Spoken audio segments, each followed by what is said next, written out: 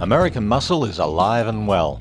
Today's Mustang, Camaro and Challenger are all excellent cars, with loads of retro styling, and all can be had with a monster V8 under the hood. 400, 500 horsepower, you got it. Tire smoking burnouts, all day long. Sizzling quarter-mile times?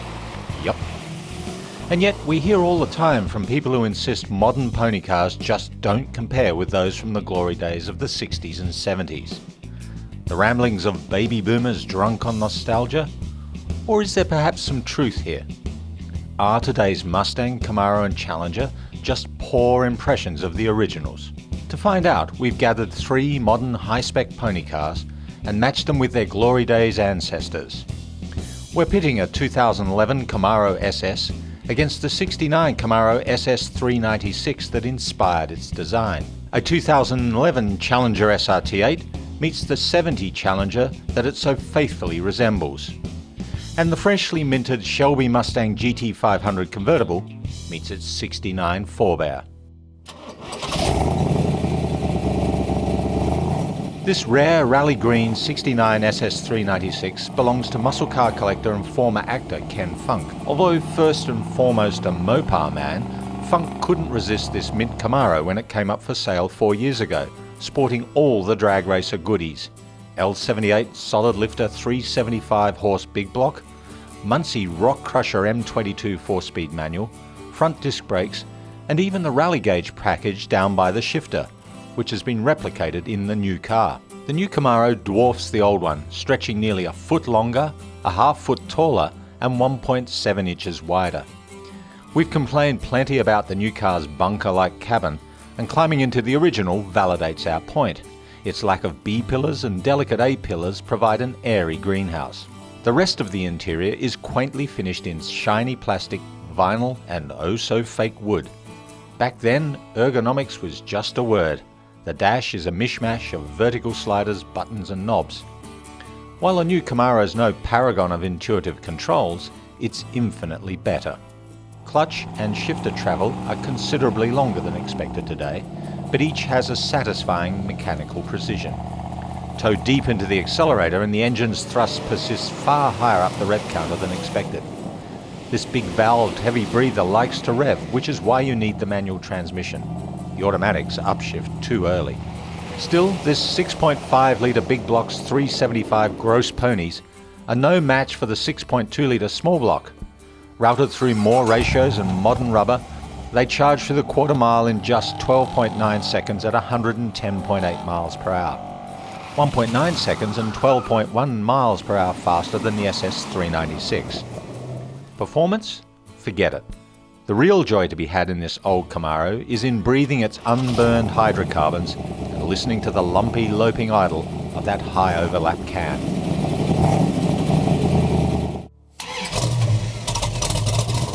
But there is a better sounding car here. This 1970 Challenger belongs to Jack Thomas and was completely restored from the ground up. It's a rare RT loaded with SE trim that was special order painted in the Chrysler Imperial colour charcoal iridescent. Originally equipped with a 440 Magnum 4-barrel, Jack's rebuild upgraded it to a 390 horse 440 6-pack, the top spec wedge motor that stood one rung below the mighty 426 Hemi on the performance ladder. With 7.2 litres worth of lung capacity singing through 2 big exhaust pipes and 6 carburettor throats, it's the vocal champ of the vintage class. The size difference between the old and the new Dodges is less dramatic. Length and height grew about 6 inches.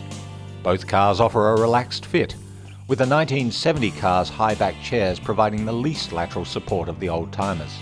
You perch precariously atop these thrones, whereas the SRT8's buckets offer a bear hug. Drop the TorqueFlite tranny in drive and gently feed in the throttle, or you risk blasting that Imperial paint with road grit and shredded rubber. Once it's hooked up, tow past 2/3 throttle and the front and rear Hollies join the Hallelujah chorus. At the drag strip, the 446 nips more closely at the heels of its SRT8 descendant. At 14.4 seconds and 100 miles per hour flat, it's 1.4 seconds and 11.3 miles per hour shy of the new Hemi 392s. And that's on bias ply tyres. Stops from 60 miles an hour took 129 feet, just 12 more than the 2011 with ABS. But no leaf-sprung live rear axle can hope to compete with a modern setup for chassis nimbleness or ride isolation.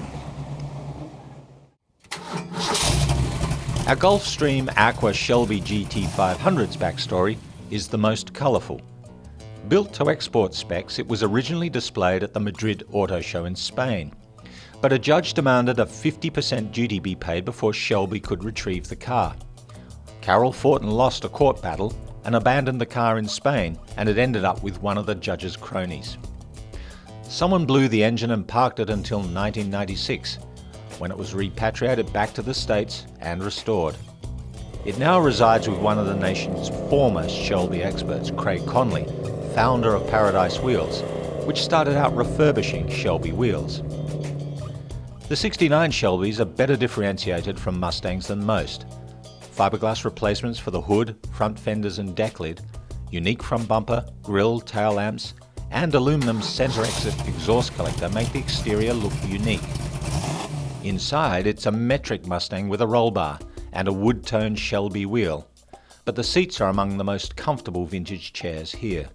There's ample flex in the topless body's unistructure, but squeaks and rattles seem no worse than in the other.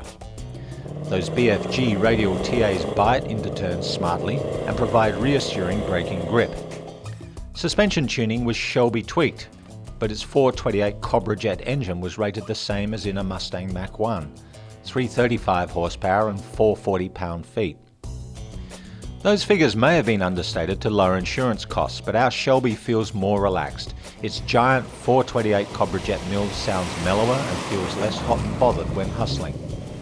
But in a sports car graphic test, a 3-speed automatic coupe ran the quarter in 14 flat at 102 miles per hour, making this the quickest of our vintage ponies. There's nothing relaxed about today's GT500. Its supercharged 5.4 litre kicks out 550 horsepower, 510 pound-feet, and an exhaust note that'll have you matched rev downshifting in parking garages just to hear it. In terms of performance, there's really no comparison between this car and any other of the 5 cars here. Today's GT500 rips off quarter-mile runs in the mid-12s at 115 miles an hour. It also stops in just 103 feet and corners with more grip and less understeer than expected from a car that, like most of our old-timers, carries 57% of its weight on the nose.